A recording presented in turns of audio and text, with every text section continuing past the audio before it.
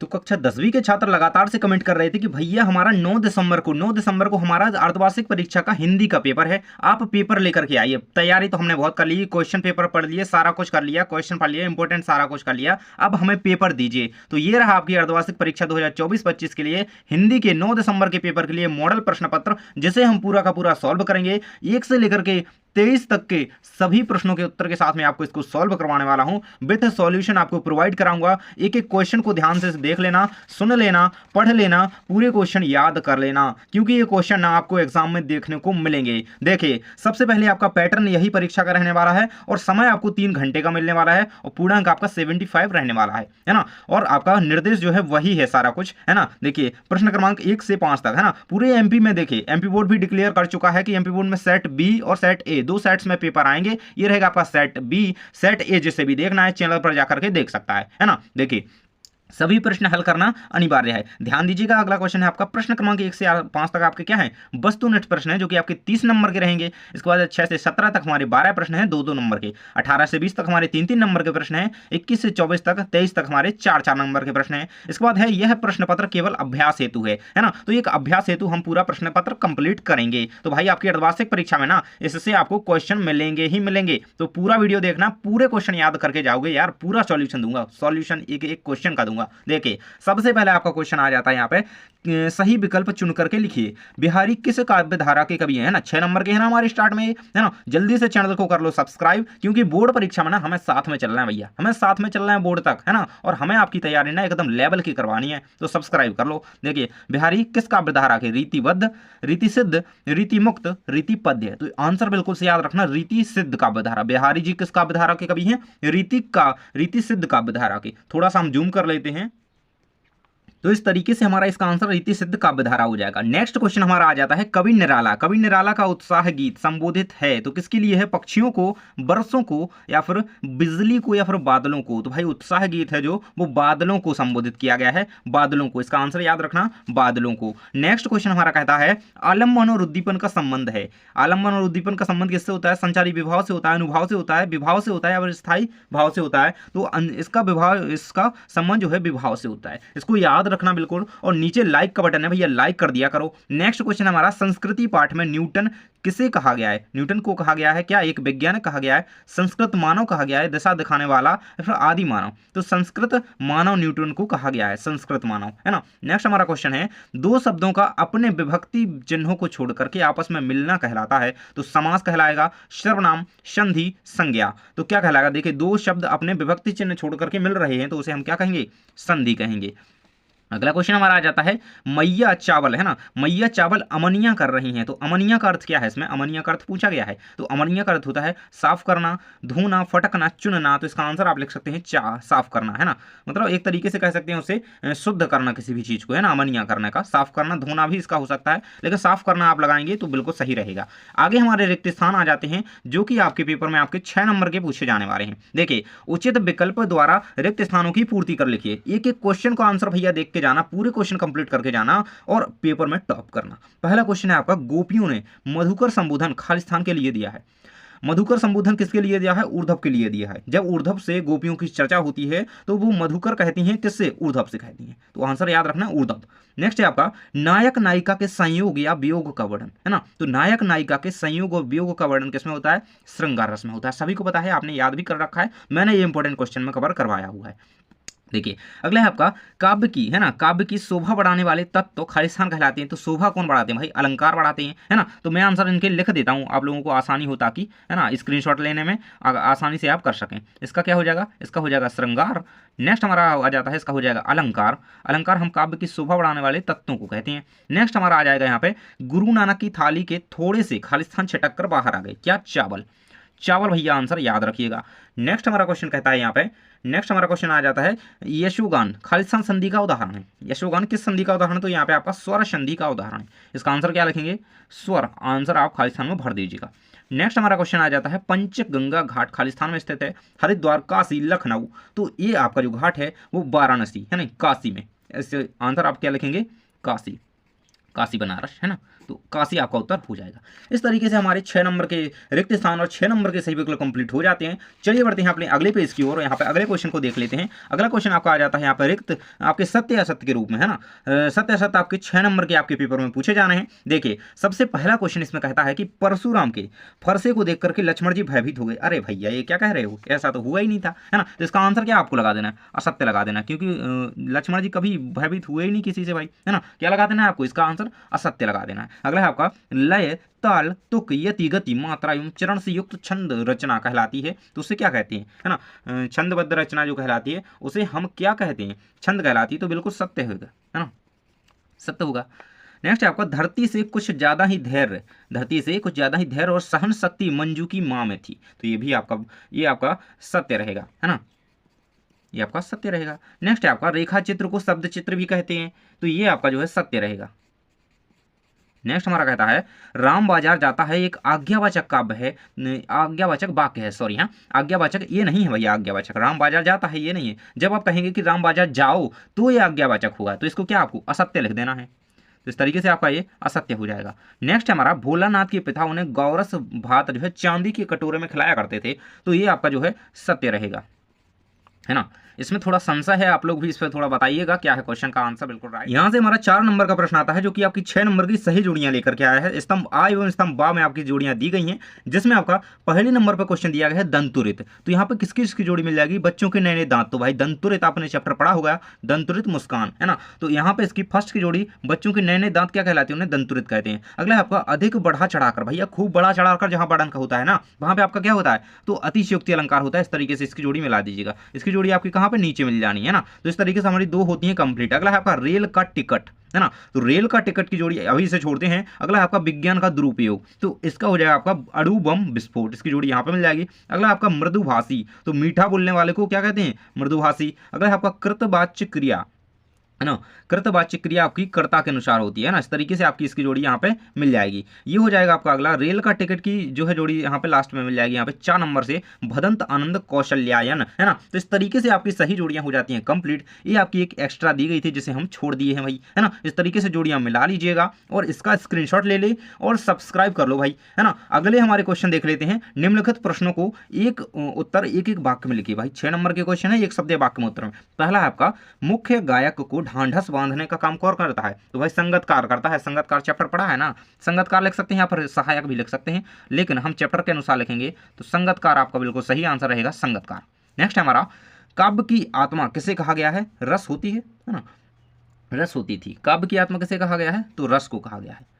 अगला है आपका बाल गोविंद भगत की प्रभातियां किस माह से शुरू होती हैं, तो किससे, कार्तिक माह से शुरू होती हैं। किससे, कार्तिक मास से, जिस मास में दीपावली होती है, कार्तिक मास से। अगला है आपका वीर रस की कविताओं में कौन सा शब्द गुण होता है, तो शब्द गुण आपने पढ़े होंगे, प्रसाद ओज गुण होता है ना, माधुर्य गुण होता है। तो कौन सा गुण होता है जो वीर रस में होता है, तो ओज गुण होता है ना, एक तरीके से याद रखिएगा ओज गुण को, बहुत इंपॉर्टेंट है। नेक्स्ट है आपका साना साना हाथ जोड़ी पार्टी के अनुसार कुटिया में घूमता चक्र क्या है, तो धर्म चक्र है ना, क्या है, धर्म चक्र। इसको याद रखना अच्छी तरीके से। अगला है आपका लेखक अज्ञे ने मानव निर्मित सूरज किसे कहा है, तो मानव निर्मित सूरज लेखक अज्ञे ने जो है परमाणु बम को कहा है। किसे, परमाणु बम को। तो इस तरीके से आपके हो जाते हैं एक शब्द या वाक्य के सभी उत्तर कंप्लीट। भाई चैनल को सब्सक्राइब नहीं किया तो कर लेना, क्योंकि बोर्ड तक हमें साथ में चलना है, मैं आपका पीछा नहीं छोड़ूंगा। और आप अगर जुड़े रहोगे ना तो बहुत कुछ नंबर आपने बढ़ा करके अपनी मार्कशीट में चढ़े पाओगे और जरूर पाओगे। देखिए प्रश्न नंबर 6 यहाँ से आ जाता है, प्रयोगवाद की कोई 2 विशेषताएं लिखिए। 2 नंबर का प्रश्न है आपका, अथवा में कहता है कि नई कविता के कोई 2 कवि एवं उनकी एक एक रचना का नाम लिखिए। वेरी वेरी मोस्ट है आपका अगला क्वेश्चन आपका है, इसका हो जाएगा आंसर भाई। तो ये रहेंगी आपकी प्रयोगवाद की विशेषताएं। चलिए इसका उत्तर ये आपका कंप्लीट रहेगा, है ना। साहित्य में नए नए रूपों का प्रयोग है और मनुष्य के अंदर की वास्तविकता का उद्घाटन किया गया है ना। तो इसका आंसर ये कंप्लीट रहेगा। अथवा वाले का आंसर आप लोग देख लीजिएगा। नेक्स्ट है आपका तुलसीदास अथवा मंगलेश डबराल की आपको काव्यगत विशेषता निम्न बिंदुओं के आधार पर लिखनी है, 2 रचनाएं और भावपक्ष कलापक्ष। चलिए देख लेते हैं आपका सातवें नंबर के प्रश्न का उत्तर ये रहेगी तुलसीदास जी की रचनाएं रामचरितमानस हो जाएगी और ये हो जाएगी दोहावली, और इस तरीके से भावपक्ष और कलापक्ष इनका इस पॉइंट में लिख दीजिएगा। नेक्स्ट है आपका 9 नंबर का प्रश्न नीचे आ जाता है हमारा 8 नंबर का, सॉरी हाँ 8 नंबर का प्रश्न कहता है कि परशुराम ने सहस्त्रबाहु का वध क्यों किया था, लिखिए। तो इसका आंसर अगला क्वेश्चन है आपका मुरझाकर गिर रही पत्तियां किसका प्रतीक है, इनके माध्यम से कवि जयशंकर प्रसाद क्या कहना चाहते हैं। फिर 9वें नंबर का प्रश्न है कवि नागार्जुन ने फसल को हजार हजार खेतों की मिट्टी का गुण धर्म क्यों कहा है, लिखिए। अथवा में संगतकार किन किन है ना किन किन रूपों में मुख्य गायक की गायिकाओं में मदद करता है। तो चलिए 8 और 9 का उत्तर हम आपको दिखा देते हैं। ये रहेगा आपके 8वें नंबर के प्रश्न का उत्तर परशुराम ने सहस्त्रबाहु का वध क्यों किया था, लिखिए। ये आपका कंप्लीट आंसर रहेगा। नेक्स्ट था आपका कवि नागार्जुन ने फसल को हजार हजार खेतों की मिट्टी का गुणधर्म क्यों कहा है, इसका कंप्लीट आंसर आपके सामने रहेगा। नेक्स्ट क्वेश्चन हमारा 10वें नंबर का आ जाता है खंड काव्य की कोई दो विशेषताएं लिखिए। तो खंड काव्य की विशेषताएं अथवा में क्वेश्चन है कि संचारी भाव और स्थायी भाव में अंतर लिखिए, कोई दो अंतर है ना। इसके बाद है 11 नंबर का प्रश्न आपका आ जाता है मात्रिक छंद और जो है आपका वर्णिक छंद में अंतर लिखना है। चलिए देख लेते हैं आपके 10 और 11 नंबर के प्रश्न का उत्तर। ये रहेगा आपकी खंड काव्य की विशेषताएं, खंड काव्य की दो विशेषताएं आपको दी गई हैं। इसके बाद 11 नंबर के प्रश्न का उत्तर रहेगा आपका मात्रिक और वर्णिक छंद में कोई दो अंतर आपका सामने लिखा हुआ है। इसको कंप्लीट कर लीजिएगा और सेट ए का जो वीडियो है ना उसे जाकर के जरूर से देख लेना, क्योंकि पता नहीं आपके यहाँ कौन सा सेट आ जाए, इसलिए उसे जाकर के जरूर से देख लेना। ये रहेगा आपका अगला क्वेश्चन इसका अथवा वाले का, अथवा में मानवीकरण अलंकार दिया गया है ना। इसके बाद 12 नंबर का प्रश्न आपका दिया गया है आना एक उनी है ना सूत्र के आधार पर जो है गद्य की प्रमुख विधाओं के नाम लिखिए। तो ये रहेगा आपका इसके आधार पर जो है गद्य की प्रमुख विधाएं निबंध कहानी नाटक एकांकी, इस तरीके से इसको कंप्लीट कर लीजिएगा। इसके बाद अगला क्वेश्चन आपका कह रहा है स्वयं प्रकाश है ना, स्वयं प्रकाश या यशपाल की है ना, इसको आपको कवि लेखक परिचय सॉरी यहाँ लिखना है, दो रचना भाषा शैली। ये रहेगा आपका स्वयं प्रकाश का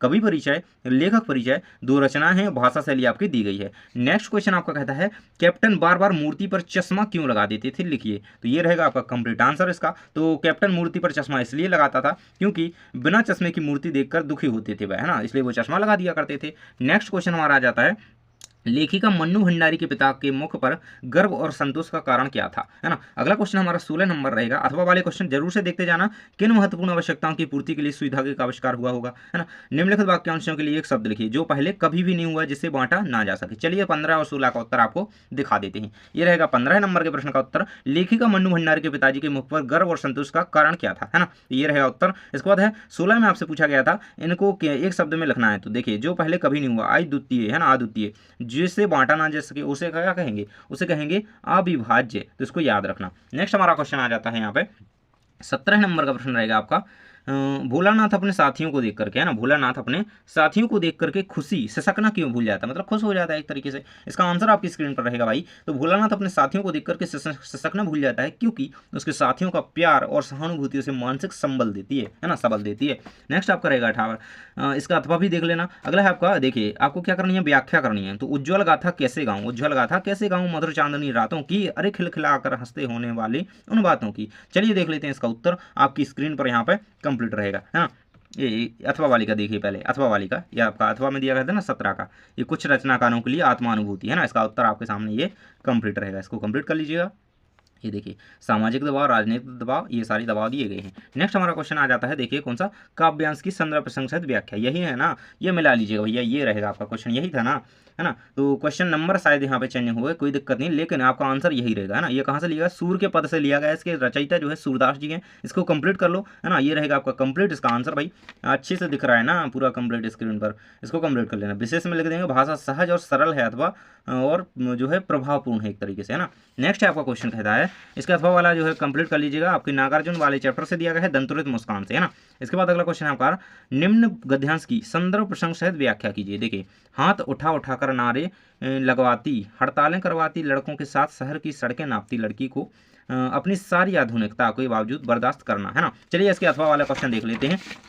अथवा में इसका क्वेश्चन है, अथवा में इसका क्वेश्चन आ जाता है कि हमारी समझ में मानव संस्कृति की जो योग्यता वह सुई आ गई है ना। तो इसको देख लीजिएगा क्योंकि ये बहुत ही ज़्यादा इंपॉर्टेंट है ना, इसको कंप्लीट कर लीजिएगा, ये रहेगा, है ना। इसका आंसर आप स्वयं ढूंढ लीजिएगा, इसका आंसर मुझे नहीं मिल पाया है, लेकिन हाँ आप लोग ढूंढ लीजिएगा, आपके ही चैप्टर में है। इसके बाद है मेरे जीवन का लक्ष्य, है ना। इसका आंसर मैं आपको बता देता हूँ, मेरे जीवन का लक्ष्य का आपको क्या लिखना है, अनुच्छेद लिखना है। तो इसका आंसर आपके सामने रहेगा, ये रहेगा आपका कंप्लीट आंसर, इसे कंप्लीट कर लीजिएगा भाई। नेक्स्ट आपका क्वेश्चन रहेगा वार्षिक परीक्षा की तैयारी के संबंध में पिताजी या नहीं, पिताजी से संबंध नहीं लिखना है, अपने मित्र क्षेत्रों के साथ संबंध लिखना है, तो इसे भी कंप्लीट कर लीजिएगा। मैंने इंपॉर्टेंट क्वेश्चन में इसका आंसर बताया हुआ है, जाकर के देख लो वीडियो, आंसर मिल जाएंगे, सभी के मिल जाएंगे, वैसे कोई भी नहीं छूटेगा, है ना। देखिए अगला क्वेश्चन आपका आ जाता है यहाँ पे, निम्नलिखित आपतित काव्यांश अथवा गद्यांश को पढ़ करके पूछे गए प्रश्नों के उत्तर दीजिए, है ना। वह खेत की मूर्ति, है ना, इसके जो क्वेश्चन पूछे गए हैं, पूछा गया है उपयुक्त पद्यांश का जो है आपको शीर्षक बताना है, स्नेही की दयामती मूर्ति कौन है, उपयुक्त गद्यांश का भावार्थ, यानी कि आपको सारांश लिखना है। ये रहेगा आपके सामने इसका उत्तर, आपकी स्क्रीन पर इसका उत्तर दिया गया है, देख सकते हैं पूरा का पूरा आंसर आपका कंप्लीट रहेगा। देखिए उपयुक्त गद्यांश का शीर्षक क्या हो जाएगा, माँ का कर्तव्य, स्नेह की दयामती मूर्ति जो है माँ है ना, और भावार्थ आपका ये कंप्लीट दिया गया है। नेक्स्ट हमारा क्वेश्चन आ जाता है यहाँ पे अथवा वाले क्वेश्चन में, कहता है कि मनुष्य का जीवन संघर्षमय होता है ना, मनुष्य का जीवन कैसा होता है, बहुत ही संघर्षमय मनुष्य का जीवन होता है। ये पूरा कंप्लीट दिया गया है स्टैंजा आपको, इसके क्वेश्चन पूछे गए हैं, शीर्षक लिखिए मनुष्य किस कारण श्रेष्ठ माना गया है। आप इसे पढ़ेंगे तो आपको आसानी से इसी में इसके उत्तर मिल जाएंगे, लेकिन मैं आपको इसके उत्तर बता देता हूं। ये रहेगा आपका पूरा का पूरा गद्यांश, इसका आपको लिखना है, शीर्षक रहेगा मनुष्यता, मनुष्य का श्रेष्ठता, मनुष्य की श्रेष्ठता, इसका आपको मनुष्य किस कारण श्रेष्ठ माना गया है, तो मनुष्य को उसके कर्म बल के कारण श्रेष्ठ माना गया है, इसे कंप्लीट कर लेंगे, है ना। इसके बाद इसका सारांश भी आपको दिया गया है, इसे कंप्लीट कर लीजिएगा भाई। नेक्स्ट हमारा क्वेश्चन कहता है आपका वार्ड में व्याप्त गंदगी, है ना, वार्ड में व्याप्त गंदगी के लिए आपको क्या करना है, नगर पालिका अधिकारियों को पत्र लिखना है। तो इसे किस तरीके से लिखेंगे, आपकी स्क्रीन पर कंप्लीट आंसर दिया गया है। जानकारी टिश चैनल को सब्सक्राइब कर लीजिए भाई, क्योंकि अगर आप जुड़े रहेंगे ना तो आपको बहुत अच्छी तैयारी यहाँ पे करवा दी जाएगी। देखिए आपको लिखना है, आपके शहर का नाम जो भी है वही लिखेंगे, मैंने स्पेस छोड़ दिया है ना, तारीख भी वही लिखेंगे, डेट जरूर से लिखना है, देखिए, है ना, आपका नाम वगैरह ये जरूर से इसमें लिखना होता है, इसमें नाम नहीं छुपाना होता है ना। ये देखिए इसके बाद हमारा क्वेश्चन पूछा गया भाई, लास्ट क्वेश्चन आपका है, ये रहेगा आपका निम्नलिखित में से किसी एक विषय की रूपरेखा सहित सारगर्भित जो है निबंध लिखना है 4 नंबर में। तो ये रहेगा जीवन में खेलों का महत्व, स्वच्छ भारत अभियान, विज्ञान का महत्व, पर्यावरण प्रदूषण, किसी एक पे, है ना। तो हम विज्ञान का चमत्कार की यहाँ पे देख लेते हैं रूपरेखा, तो इसकी रूपरेखा आपको इस तरीके से कंप्लीट कर लेनी है। इसके बाद विद्यार्थी जीवन और अनुशासन, इसका हम देख लेते हैं निबंध। देखिए हेडिंग लिखेंगे पहले प्रस्तावना यानी कि भूमिका, फिर अनुशासन का अर्थ, फिर लिखेंगे अनुशासन का महत्व, फिर लिखेंगे अनुशासनहीनता के दुष्परिणाम, फिर लिखेंगे यहाँ पे उपसंहार। इस तरीके से आपका निबंध और पूरे क्वेश्चंस के आंसर मैं कंप्लीट करवा चुका हूं। और देखिए जो भी क्वेश्चन अगर आपको डाउटफुल लगे हों तो आप कमेंट बॉक्स में बता सकते हैं और सही आंसर उनके बता सकते हैं। थैंक्स फॉर वॉचिंग, मिलते हैं नेक्स्ट वीडियो में। सेट ए जरूर से जाकर के देख लेना, और अन्य सब्जेक्ट की तैयारी इसी तरीके से करनी है, इसी तरीके से हर एक सब्जेक्ट का मॉडल पेपर चाहिए तो जाकर के चैनल पर वीडियो देखो और वीडियो देखो।